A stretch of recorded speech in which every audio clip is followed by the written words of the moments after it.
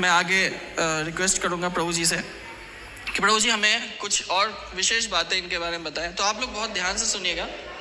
हरे कृष्ण। प्रभु जी mic. हरे कृष्णा। आवाज आ रही सबको? धन्यवाद। बैठ जाइए, बैठ जाइए। माता नहीं रहेगा, कोई बातें नहीं करेगा। और बच्चों को संभालिए, बच्चे दौड़ेंगे नहीं, खेलेंगे नहीं, या तो बाहर ले जाइए बच्चों को। आपस में कोई बातें नहीं, सबको इशारा करिए चुप रहने का। बहुत बहुत धन्यवाद। तो यहाँ पर जो अर्जुन ने प्रश्न किया है, तो उसी प्रश्न का उत्तर भगवान पूरे अध्याय में दे रहे हैं। अर्जुन का प्रश्न यही है कि एवं सतत युक्ताये भक्तास्त्वाम पर्युपासते। तो कुछ भक्त हैं जो कि हमेशा आपकी उपासना करते हैं, और ये चाप्यक्षरम अव्यक्तम तेषाम के योगी वित्तमा। दूसरे लोग हैं जो अक्षर अव्यक्त की उपासना करते हैं। तो उन दोनों में से कौन ज़्यादा योगी है? ज़्यादा योगी कौन से हैं?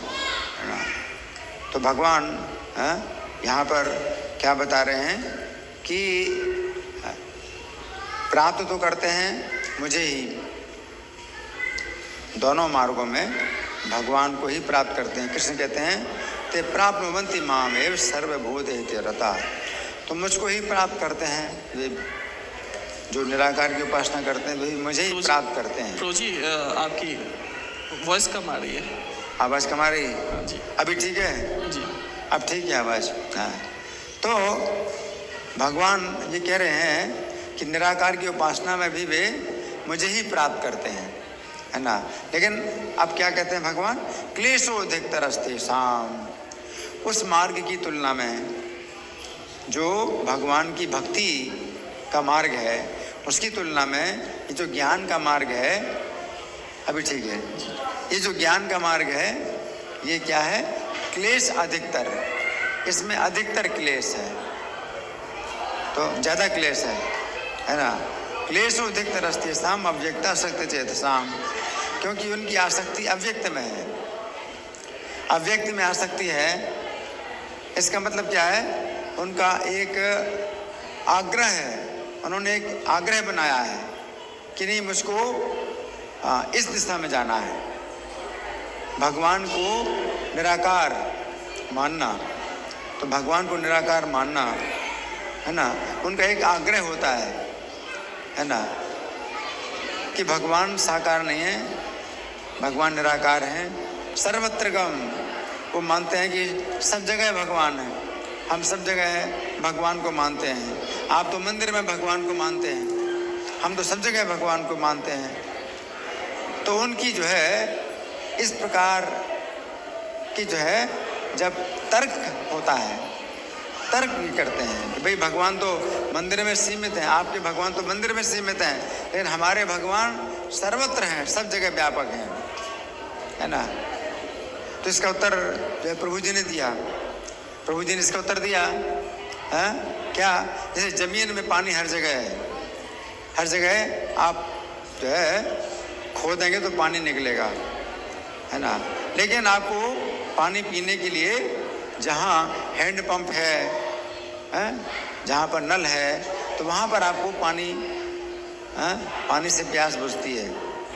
उसी प्रकार भगवान सब जगह हैं, भगवान सब जगह हैं, लेकिन मंदिर में जो भगवान हैं वो क्या है? नलका की तरह है, नल। प्रभुपाद बताते थे कि हमने जो मंदिर बनाए, प्रभुपाद कहते हैं कि हमने जो मंदिर बनाए हैं ये कैसे हैं? रेगिस्तान में प्याऊ की तरह। आप रेगिस्तान में अगर होते हैं तो प्यास लगती है, क्योंकि धूप तेज है और एकदम गर्मी, और पेड़ का नाम निशान नहीं है, तो गर्म बालू से जो है तपा हुआ व्यक्ति पानी ढूंढता है। तो ये जो मंदिर हैं भगवान के, तो ये जो है प्याऊ की तरह है, आप यहाँ पानी पी सकते हैं, है ना। तो मैं पढ़ के सुनाऊंगा कि जो श्री भगवान ने कहा में व्याख्या है, आप ध्यान से सुने। यहाँ पर श्री कृष्ण कह रहे हैं कि जो लोग निराकार में आ सकते हैं उन्हें क्लेश अधिक प्राप्त होता है। इसका कारण ये है कि परम सत्य को निराकार मानना अपने आप में एक अपराध है। उनको कष्ट ज्यादा क्यों मिलता है? निराकार की उपासना में उनको कष्ट क्यों ज्यादा मिलता है? क्योंकि भगवान को निराकार मानना, परम सत्य को निराकार मानना अपने आप में एक अपराध है ना। यहां पर श्री कृष्ण कह रहे हैं कि निराकार में आसक्त लोगों के मार्ग में अधिक क्लेश है। इस मार्ग में चूंकि श्री कृष्ण का सहारा नहीं प्राप्त होता है। आप समझ रहे हैं? इस मार्ग में श्री कृष्ण का सहारा नहीं प्राप्त होता है, क्योंकि आप क्या मानते हैं? भाई निराकार है, वो निष्क्रिय है, तो मतलब आप उससे कोई सहायता नहीं मांग सकते। आप निराकार मानते हैं भगवान को, तो फिर वो सहायता कैसे करेंगे? आप तो निराकार हैं, आप मेरी सहायता कैसे करेंगे? तो क्या हो गया? आपने लिए, आपने परेशानी मोल ले ली है। आपके अंदर दया नहीं है। क्यों? क्योंकि आप निर्गुण हैं, आप निराकार हैं, तो दया कैसे करेंगे? तो भगवान की दया का लाभ क्या फिर कैसे मिलेगा? अगर आपने भगवान को निराकार माना है, आपके अंदर कुछ दया कोई गुण है ही नहीं। दया है, करुणा है, सौंदर्य है ना। निराकार में ना सौंदर्य है, ना दया है, ना करुणा है। अब आपका रास्ता क्या हो गया? क्लेश से भर गया। क्लेश ही क्लेश है। जब आप परम सत्य को निराकार मानते हैं तो क्लेश ही क्लेश है। इस मार्ग में चूंकि श्री कृष्ण का सहारा नहीं प्राप्त होता है, अतः व्यक्ति को इंद्र आदि के पद का प्रलोभन बहुत बाधा उत्पन्न करता है। तो निराकार की उपासना फिर क्या होता है? भाई प्रलोभन मिलता है कि तुम इंद्र का पद पालो, देवताओं। तो देवता लोग जो है आपको प्रलोभन देते हैं, इंद्रिय तृप्ति का प्रलोभन देते हैं। इस मार्ग में चूंकि भक्ति का सुख नहीं प्राप्त होता है, अतः व्यक्ति को रिद्धियां और सिद्धियां भी आकर प्रलोभित करती हैं। तो भक्ति का सुख नहीं मिल रहा। निराकार की उपासना में भक्ति का सुख नहीं मिलता, भक्ति का रस नहीं मिलता। तो क्या होता है? रिद्धियां सिद्धियां प्रलोभित करती हैं, इनका सुख मिलेगा है। चूंकि इस मार्ग में श्री कृष्ण का संरक्षण नहीं प्राप्त होता है, अतः काम तथा क्रोध आदि शत्रु भी बहुत उपद्रव करते हैं। जो भक्त होते हैं तो वो तो कृष्ण को मानते हैं कि श्री कृष्ण कैसे हैं? मदन मोहन। श्री कृष्ण कैसे हैं? मदन मोहन। मदन माने कामदेव। तो कामदेव पूरी दुनिया को मोहित करता है, तो श्री कृष्ण कामदेव को ही मोहित करते हैं। और कामदेव को अगर कृष्ण मोहित कर लेंगे तो फिर कामदेव हमें मोहित नहीं कर पाएगा है। लेकिन निराकार की उपासना में ये बातें होती नहीं। तो फिर जो काम है शत्रु है, क्रोध शत्रु है, बहुत उपद्रव करते हैं। इस मार्ग में चूंकि श्री कृष्ण को भोजन अर्पित नहीं किया जाता है, निराकार की मार्ग में भगवान को भोजन नहीं अर्पित करते। क्यों? उनका मोह ही नहीं है। तो भगवान श्री कृष्ण को भोजन अर्पित नहीं किया जाता है, अतः व्यक्ति को प्यास के द्वारा ही अपनी प्यास बुझानी पड़ती है।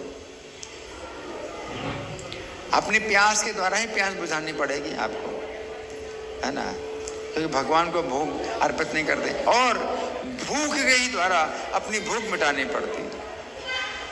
निराकार के मार्ग में क्या है?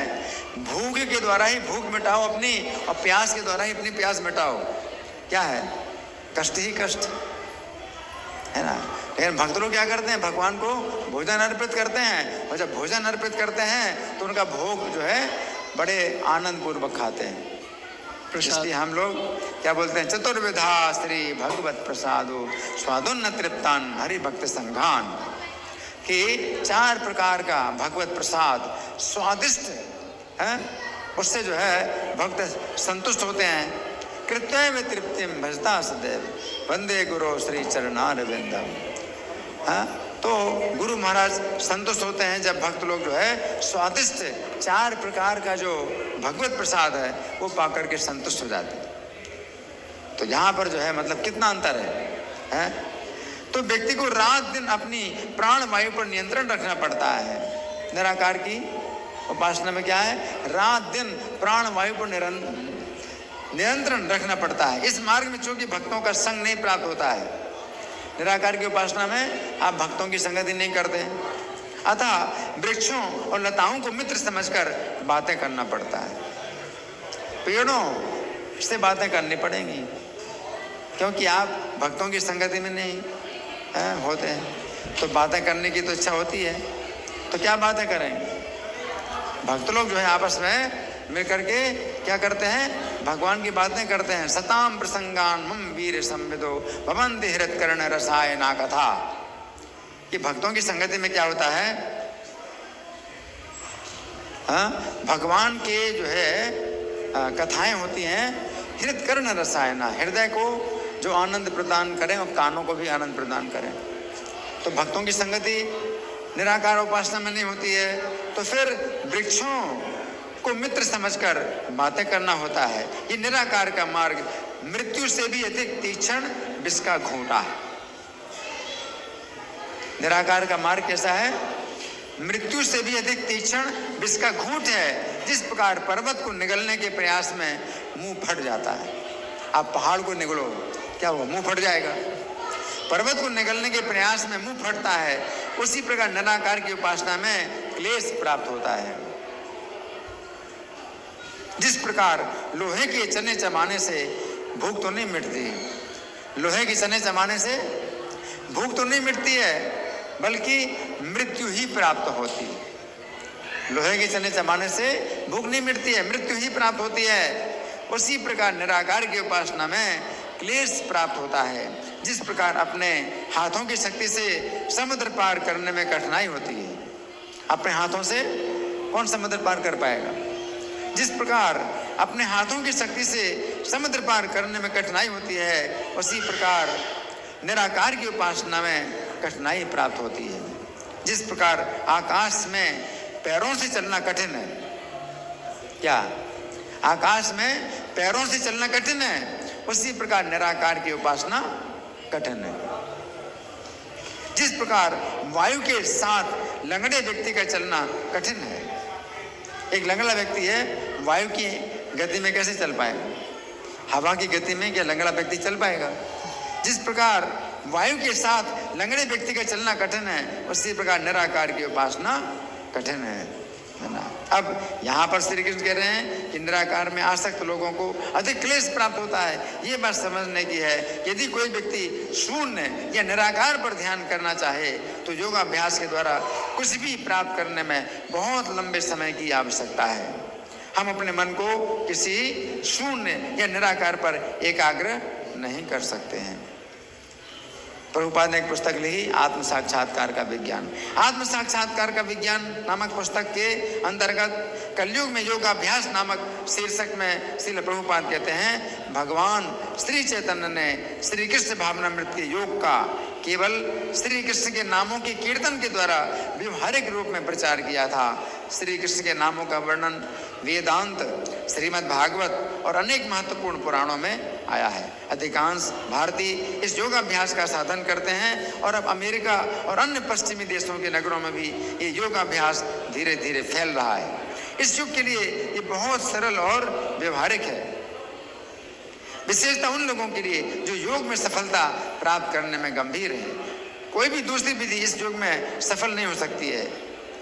स्वर्ण योग अर्थात सतयुग में ध्यान योग की विधि का यथोचित रूप से पालन करना संभव था, किंतु वर्तमान युग में यदि आप व्यवहारिक योग में सफलता चाहते हैं तो इस महामंत्र का कीर्तन कीजिए, हरे कृष्णा कृष्णा कृष्णा हरे हरे, हरे राम राम राम हरे हरे। इस महामंत्र का कीर्तन करने से आप स्वयं ही ये अनुभव कर सकते हैं कि किस प्रकार आप उन्नति कर रहे हैं।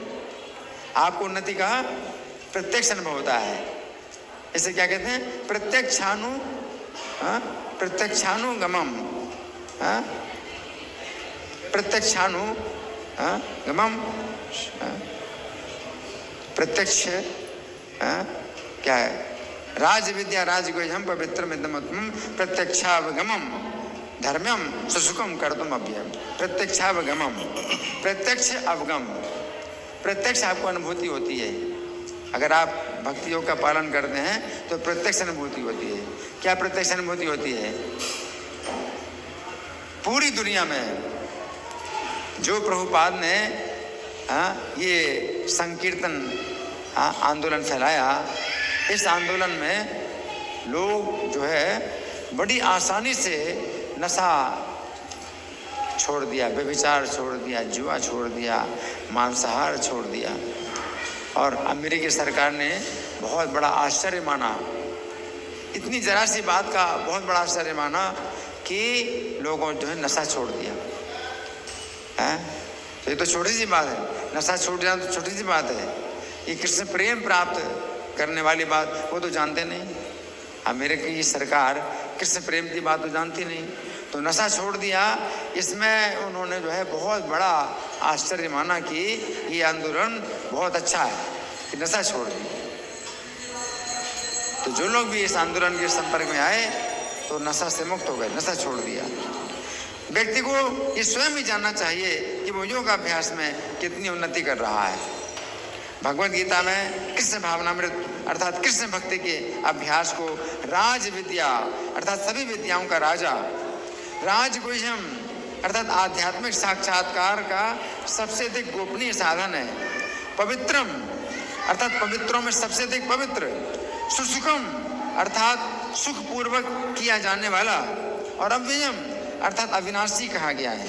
जिन्होंने इस सबसे अधिक श्रेष्ठ भक्ति योग के साधन को ग्रहण किया है, वे साक्ष्य दे सकते हैं कि वे कितने सुंदर ढंग से इस भक्ति के सुखद और सरल साधन का रसास्वादन कर रहे हैं।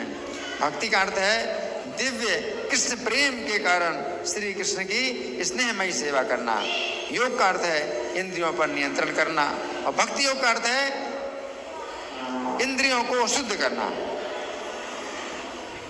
जब इंद्रियां शुद्ध हो जाती हैं तो अपने आप नियंत्रित भी हो जाती हैं। आप किसी कृत्रिम साधन से इंद्रियों के कार्यों को रोक नहीं सकते हैं, परंतु यदि आप इंद्रियों को शुद्ध कर लें तो न केवल वे निकृष्ट सेवा से रुक जाती हैं, बल्कि वे श्री भगवान की दिव्य सेवा में सार्थक रूप से लग जाती हैं। तो यहाँ प्रभुपाद ये बता रहे हैं कि निराकार की उपासना में आप इंद्रियों को बस में करते हैं, लेकिन भक्ति की साधना में आपको इंद्रियां बस में नहीं करनी पड़ती, इंद्रियां शुद्ध हो जाती हैं। और इंद्रियां जब शुद्ध हो जाती हैं तो अशुद्ध कार्यों में लगती नहीं। कितना आसान है। भक्ति में जो है जब इंद्रियां लगाई जाती हैं, इंद्रियां शुद्ध हो जाती हैं। तो इंद्रियों को शुद्ध करना नहीं पड़ता, इंद्रियों को बस में करना नहीं पड़ता। अगर शुद्ध हो गई तो अपने आप जो है ये शुद्ध कार्यों में लगेंगी, वो अशुद्ध कार्य अपने आप बंद कर देंगे। तो जो भक्त लोग होते हैं हरे कृष्ण के जब से उनकी चेतना शुद्ध हो जाती है तो उनको बुरा लगता है। शराब, मांसाहार, ये चीज इतनी बुरी लगती है कि उनको आप जो है लाखों रुपए दें तो भी वो शराब नहीं पिएंगे, मांसाहार नहीं, क्योंकि इंद्रियां शुद्ध हो गई। अगर इंद्रियां शुद्ध हो गई तो उनको प्याज लहसुन भी बुरा लगता है, सिनेमा जाना भी बुरा लगता है, वो नहीं पिएंगे। लेकिन जो निराकारवादी हैं तो उनके लिए फिर क्या है कि प्याज लहसुन छोड़ना भी बड़ा मुश्किल होता है ना, उनको नशा छोड़ना भी बड़ा मुश्किल होता है। तो निराकार की उपासना में जो है बहुत कष्ट है। कैसे नशा छोड़ें, नशा के जो है वो आदी हो गए।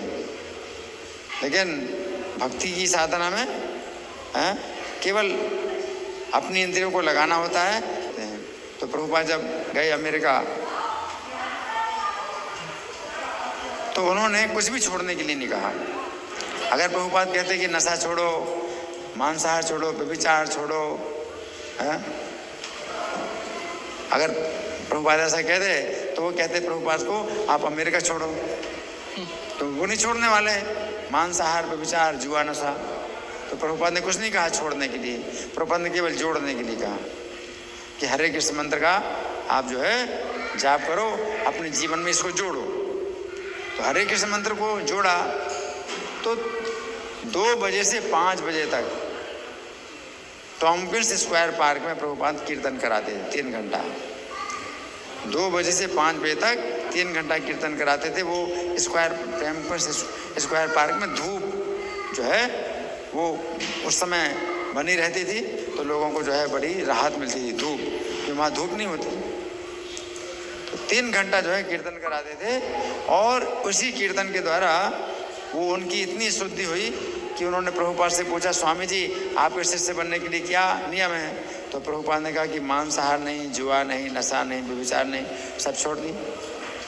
कैसे छोड़ दिया? अगर प्रभुपाद कहते छोड़ो तो वो कहते प्रभुपाद को आप अमेरिका छोड़ो। लेकिन प्रभुपाद ने कुछ नहीं कहा, वो खुद ही पूछते हैं कि आपके शिष्य बनने के लिए क्या नियम है, और प्रभुपाद ने जब बताया कि नहीं, ये भी नहीं, ये भी नहीं, ये भी नहीं, छोड़ दिया।